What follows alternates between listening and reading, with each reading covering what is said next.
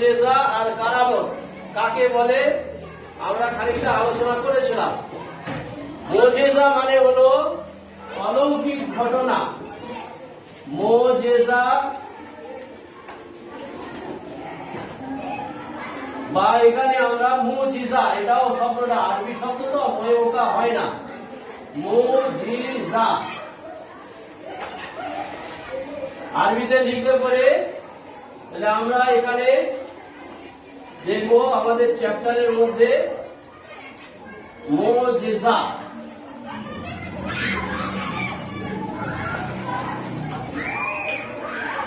মুজিজা আরবি শব্দ। আরবি শব্দটা তোমায় মানে লিখতে হবে এর অর্থ কি। তাহলে মুজিজা শব্দের অর্থ হচ্ছে অলৌকিক ঘটনা। অলৌকিক ঘটনা।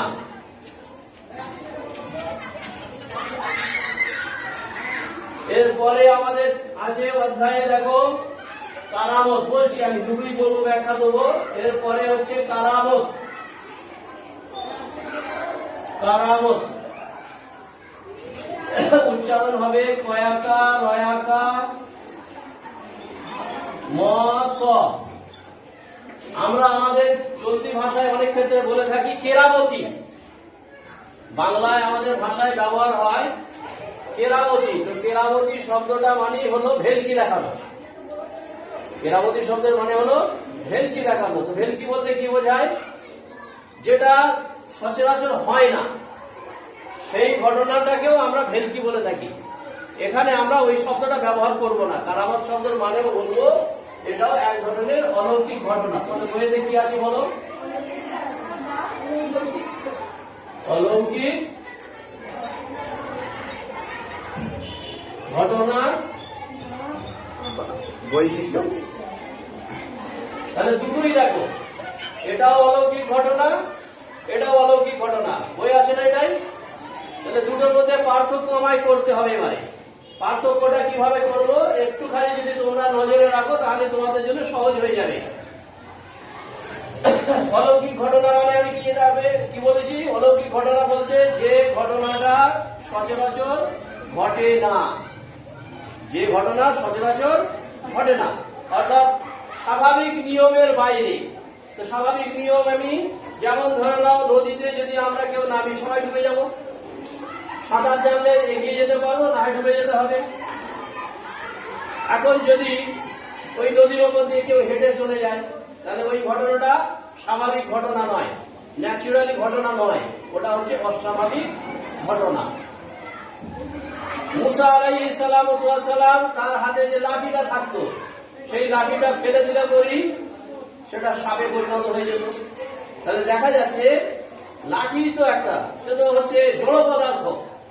সেই লাঠি দিয়ে আমরা অনেক কিছু কাজ করছি, অথচ ওই লাঠিটাই আবার স্বাভাবিক ঘটনার থেকে উল্টো হয়ে গিয়ে সাপ হয়ে যাচ্ছে। তুমি আমি হাতে যতই লাঠি থাকুক না কেন, লাঠি ফেললে কোনোদিন সাপ হবে? কোনোদিন হবে না। কিন্তু দেখো মুসা আলাইহিস সালামের হাতে যে লাঠিটা ছিল উনি যদি ফেলে দিতেন সাপে পরিণত হয়ে যেত। তাহলে ওটা হলো স্বাভাবিক ঘটনার বাইরে। যেমন কিছু প্রাণী আছে, তোমাদেরকে যদি প্রশ্ন করা হয় এমন একটা প্রাণীর নাম বলো যে প্রাণী স্বাভাবিক নিয়মের বাইরে লেজ হয়, লেজ কেটে পড়ে গেলেও লেজ হয়, বলো তো কোন প্রাণী? টিকটিকি। Very good. তাহলে তুমি যত প্রাণী আছে লেজটা কেটে দাও। একটা কুকুরের লেজ কেটে দেওয়া হলো, দিয়ে ওই লেজটা কি আর বাড়বে? কিন্তু টিকটিকির লেজটা যদি কেটে দেওয়া হয় বা কোন রং কেটে যায় তাহলে সেই লেজটা কি হবে দেখবে পরবর্তীতে আবার বাড়ছে। তাহলে কোনো লেজ ওইভাবে বাড়ে না, একমাত্র টিকটিকির লেজটা বাড়ে। ওটা একটা অস্বাভাবিক ঘটনা। তাহলে যেগুলো ন্যাচুরাল ঘটনা ঘটে না, অস্বাভাবিক ঘটনা ঘটে, তাকেই বলা হবে অলৌকিক ঘটনা। তাহলে এবারে আমরা স্বাভাবিক কথায় আসি। সংজ্ঞা লিখতে দেওয়া হবে তোমাদের পরীক্ষাতে।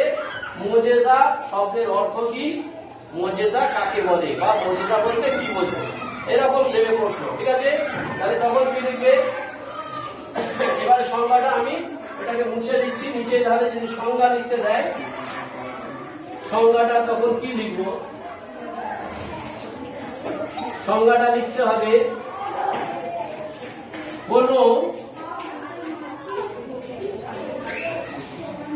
অলৌকিক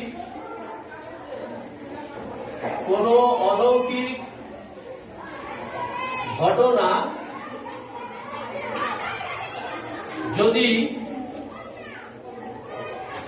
কোনো নবী বা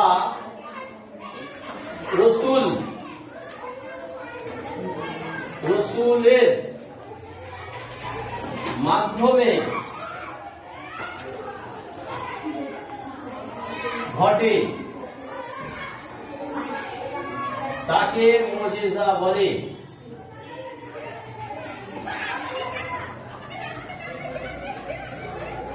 তাকে মুজিজা বলে, এইটুকু লিখতে হবে। তাহলে এখানে কি বললাম, কোন অলৌকিক ঘটনা অর্থাৎ স্বাভাবিক ঘটনার বাইরে ঘটবে, কার দ্বারা ঘটবে, কোন নবী বা রসুল। অর্থাৎ আমরা আমাদের ইসলামের পরিভাষায় যেটা শুনেছি যে আমাদের পৃথিবীতে হযরত আদম আলাইহিস সালামের পর থেকে নিয়ে আল্লাহ রাব্বুল আলামিন অসংখ্য নবী পাঠিয়েছেন। কেউ বলেছেন 1,24,000, কেউ বলেছেন 2 লাখ। তাহলে অসংখ্য নবী রসুল এসেছেন এবং তাদের সবাইরই এক একটা মুজিজা ছিল, অলৌকিক ঘটনা ঘটাবার ক্ষমতা ছিল।